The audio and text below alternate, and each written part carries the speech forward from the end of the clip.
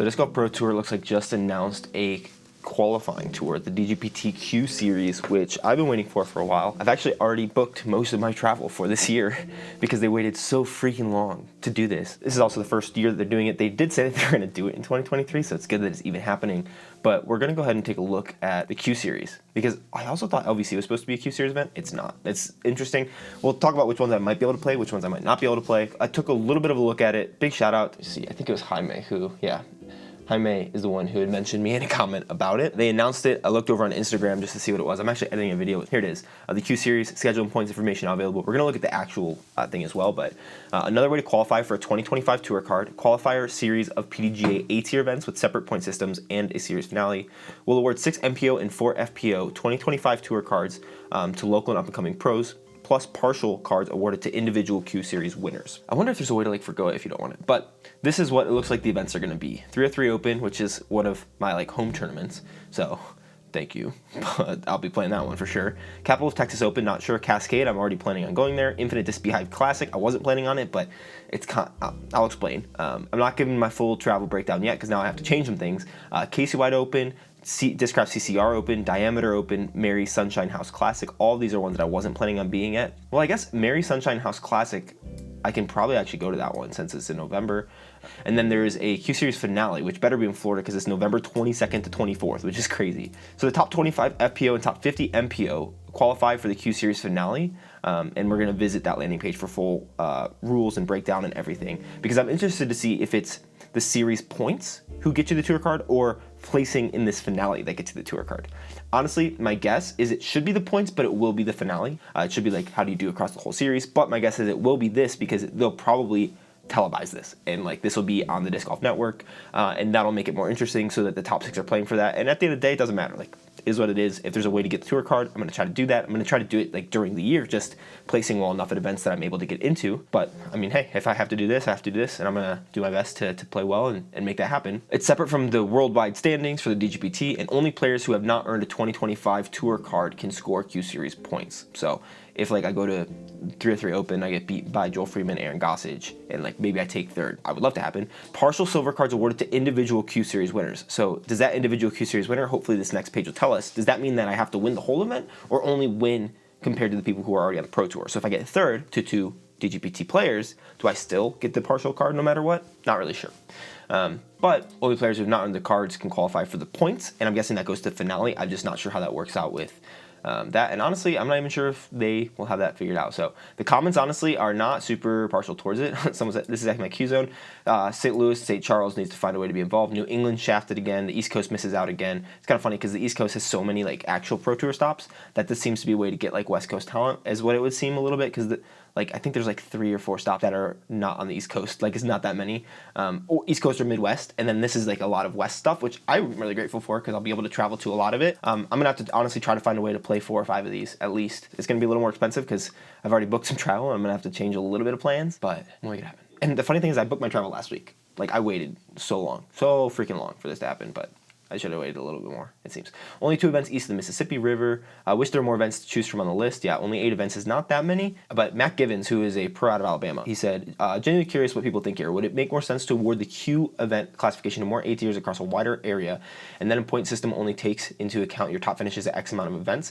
Currently, I think it's rewarding people that have the capabilities to do pretty much a nationwide Q-Series tour too much. I think this way would allow people who are currently only travel more locally to have a fair shot rather than rewarding the people who are pretty much touring anyways.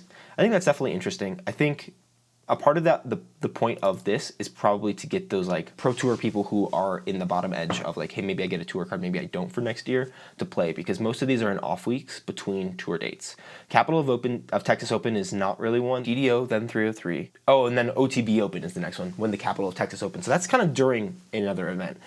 Cascade Challenge is after that, which I'm planning on being at, and then the Portland and Beaver State are after those 2, and then Infinite Disc Beehive Classic is kind of on the way back home for me from that, but it's another week of travel. Those first 4 I might be able to get to. The one that'll be the most difficult will be Capital of Texas Open, and then I might try to look at Mary Sunshine House Classic, the Q-Series finale. So I just got to make sure I can sign up for these as fast as possible, because I think if I get into 5 of them and play well enough at all of them, I should give myself a good chance to get into that top 50, because I do think that Mac is right, and I'm not sure if this is good or bad, but it does seem to reward the people who can do the whole Q-Series tour. I do like the idea of like having a bunch of A tiers that you just take into your account your top finishes at X amount of events. I think that also wouldn't really change too much of the problem here. The only question would be, are they planning on televising this? Is this planning on being something that's a part of the DGPT's like media ecosystem? In which case, the actual series of 8 events would make a little bit more sense, because regionally there seem to be ways to qualify for tour stops, because every single Pro Tour event has regional qualifiers for it. But for like a full tour card, maybe it would make sense to have people who can tour already, but it's hard because then some people wouldn't commit unless they are able to get on the tour full. It's interesting. I don't know if I think one way or the other. Frankly, I tried not to think about like what the Pro Tour should do. I just think about what I need to do to get on it, frankly. So yeah, Max said either way, I think it's a good first step for the tour, and I'm interested to see how it plays out. Frisbee said, I agree 100%. I would love to play all these, but just can't commit to these locations and the dates. Then Evan Chatfield said, great suggestion. So yeah, it's definitely interesting. Let's take a quick look at the actual like launch. It's so funny. Tomorrow's my birthday. Probably as I'm posting this, it'll be same day. But my birthday is tomorrow, February 9th, and they are not posting this. So that's kind of funny. Charles McCracken, he writes a lot of stuff here. No comments yet. Let's see kind of what it says. Okay, so they still don't clear up. This DGPT will award 6 MPO and 4 FPO 2025 tour cards based on the results of the 2024 Q-Series.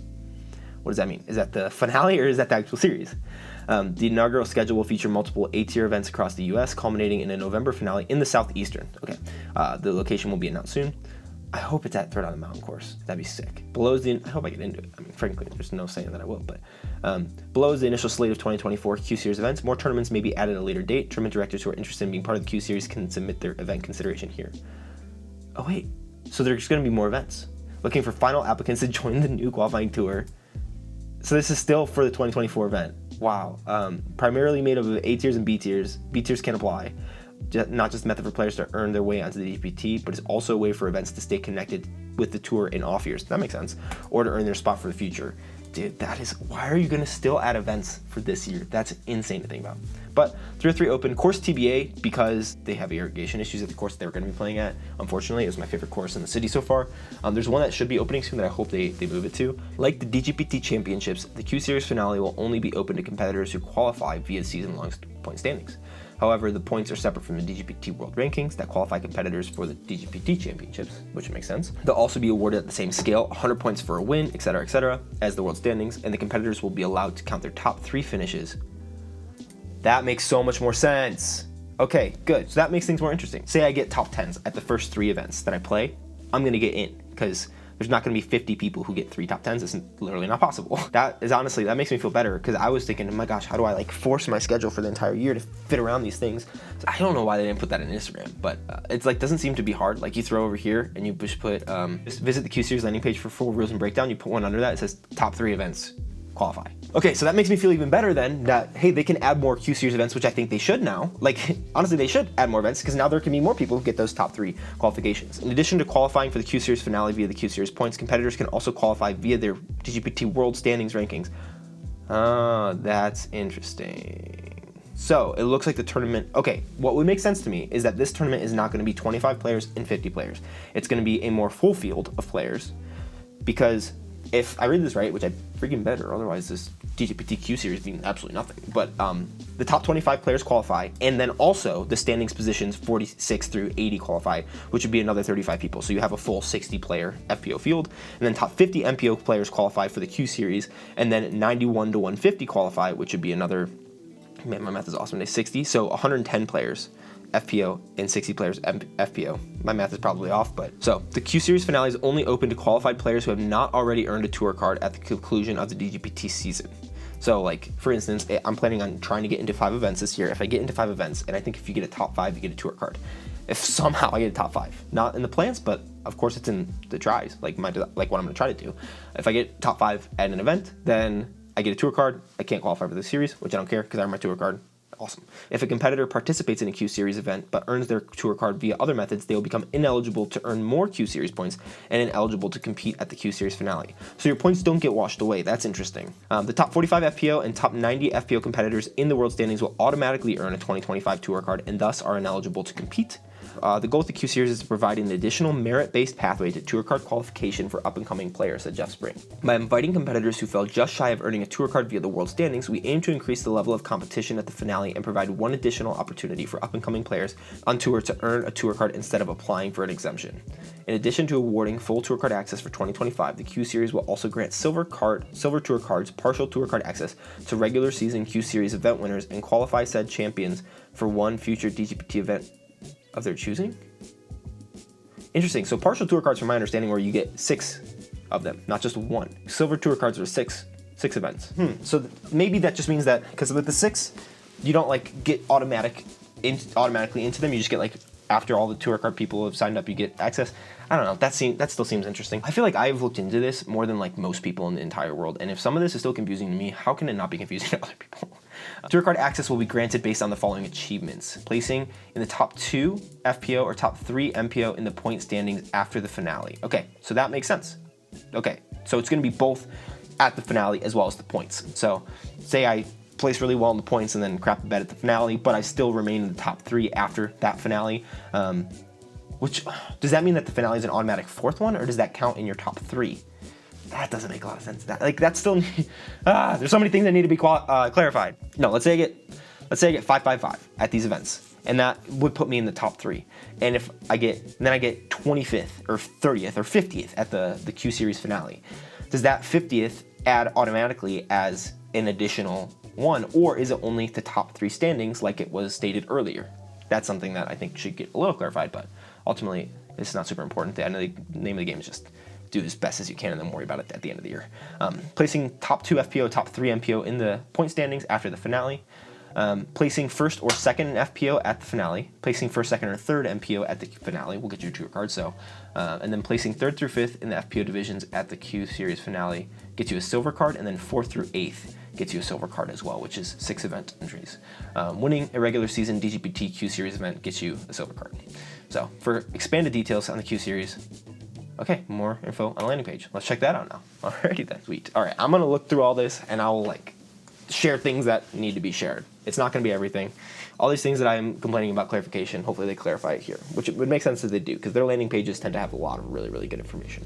I do think as I'm reading this, one interesting thing is it seemed that there used to only be 80 tour cards that were given out, and now it seems to be closer to 100. So they're trying to fill up a full tour with just tour card people, which I think will be the case within the next few years. Exemptions, ways to get into tournaments, are going to be few and far between. So, this year feels like the year that you need to get a tour card. Because next year it's going to be really, really hard to get into stuff. This year already it's hard to get into stuff, but next year it's probably going to be even harder. So interestingly, the finale format will be a standard 3-round stroke play event with no advantages given to competitors based on points standings. So an interesting thing too is if I don't play well at the DGPT Q-Series, but I do play well at actual DGPT events that I get into, then I might be able to get into that 91 to 150th place in the world MPO standings, and then I qualify automatically. Still didn't say that it's additive, but it would only make sense that it's additive. That also, you get the top qualifying people, and then you also get the standings position people. So it says, unlike the DGPT Championships, the Q-Series finale will award points to the Q-Series point standings. This means that competitors who qualify for the finale will have an additional points earning opportunity. My guess is that still means its top 3 are taken, because if we look at the point standing structure, it doesn't say that that's an exemption or an additive thing. The points and the associated point standings are distinct and separate from the world standings. The points earned at Q-Series event only count towards a qualifying player for the Q-Series finale, and they will be allowed to enter as many Q-Series events as they wish, but the tour will only count their top 3 event finishes towards their total point standings, which I guess would mean the finale as well. So if you have really, really high point standings before you get into the finale and you don't play well at the finale, it shouldn't address that too much. The champions of each regular series Q-Series events in both FPO and MPO will be awarded an exemption spot at a future regular season DGPT event. These exemption invitations cannot be applied to any of the playoff events or the championship, obviously, hopefully. Qualified competitors should list 3 events of their choice and then submit them to operations. Competitors must pay registration fees as well as any other fees associated with ratings-based entry. Should a qualified competitor not be able to find a suitable event in the same season they qualify for the exemption spot, the tour will allow the competitor to enter in one event of their choosing during the following season. So that's pretty nice. If you have to take a year off, you can get into the next one. Let's look first at player eligibility in this last page. I don't know if it has anything interesting, but competitors who have already qualified for a tour card may participate, but will be skipped over for the purposes of awarding any associated benefits. So that does answer my question of if I get wrecked by Joel Freeman and Aaron Gossage at the 303 Open, and I get third, will I still get that silver card? The answer is yes, because they'll get skipped over for the purposes of associated benefits, silver card, tour card, exemptions, and points, which only makes sense. If this is supposed to be an up-and-coming minor league tour and your major league players beat the minor league player, you still want that minor league player to get like the benefits that should be awarded to them. So that makes a lot of sense. Let's look last at this displacement rules thing and then final thoughts. So interestingly, this is like displacement. So if you earn a tour card in two different ways, it's giving you the scenarios. If you get a tour card from both the point standings and from the Q-Series finale, then the finale takes precedence and the point standings roll down to the next person. Similar to like if you get an actual tour card at a DGPT event compared to like just the point standings, the DGPT event takes precedence. Interestingly, if a player wins a silver card in like winning a regular season Q-Series event and also gets a tour card through the point standings, they get the tour card, but no additional silver card is given out for the second place at that Q-Series event. So gotta get first no matter what. Interestingly too, you cannot earn 2 silver cards. So if a competitor earns 2 silver cards in different scenarios, winning a regular season event and placing high in the finale or point series, the silver card from the regular season event is retained. The other silver card will be reassigned to the next eligible competitor. So it seems like you have to win the event to get the silver card. If you get second place in the event, it's never going to roll down to you. So you have to make sure that you win the Q-Series event in order to get that silver card. It is interesting though, it doesn't necessarily say anything about winning 2 or 3 events. Because like if you win 3 events and you get 18 exemptions, do you essentially just get a full card? At that point, if you're winning 3 events, yeah, I mean, well, if you win 2 or 3 events, I'm sure you're going to get top 2 or 3 in the point standings anyways. So that seems to be moot. But like if in the scenario that like 6 people win 3 different events, okay, that's dumb. That doesn't make any sense. That's that. Yeah, my overall thoughts, I think this is definitely a good start. I'm going to do my best to get myself ready for these events, play as well as I can. Obviously focusing on these almost as much as the tour events, because tour events, I just have to play well one weekend and I get a tour card. Here, I have to like do it over 3. But I'm excited that this is a thing now, and hopefully I'm able to play a bunch of them. And yeah, if I'm at one that you're at, give me a shout. Thanks for watching. Those are my thoughts. See you soon.